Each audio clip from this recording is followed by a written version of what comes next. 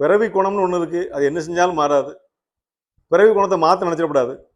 ஜென்ம புத்தி செருப்பால் அடிச்சாலும் போகாதும்பாங்க. அது போகுமா? போகாது.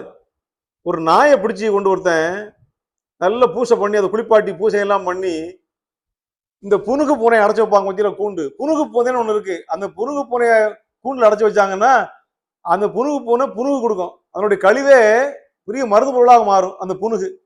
அந்த கூண்டுல கொண்டு நாயை கொண்டு குளிப்பாட்டி உள்ள அடைச்சு வச்சு சாப்பாடை போட்டு அதுக்கு நல்லா பூசை எல்லாம் பண்ணி அதை பெருமைப்படுத்தினாலும் நாய் என்ன புனுகு தருமா?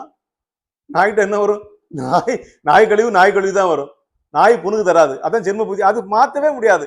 நம்ம பண்டைய இலக்கியம் விவேக சிந்தாமணி அருமையான பாட்டு சொல்லுகிறது, குக்கலை பிடித்து நாவி கூண்டில் அடைத்து வைத்து மிக்கதோர் பூசை செய்து மிகு பலன் செய்துவிட்டாலும் குக்கலில் புனுகு உண்டாகுமோ, அதன் குணம் வேறதாகுமோ அப்படிங்கிறாரு.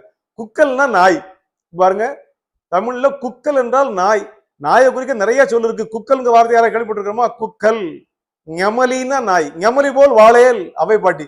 நாய் மாதிரி வாழாடா, மனுஷனா வாழ்றா, கொள்கை இல்லாம வாழாத. குக்கல் என்றால் நாய். குக்கலை பிடித்து நாவி கூண்டில் அடைத்து வைத்து. நாவின்னா புனுகு பூனை.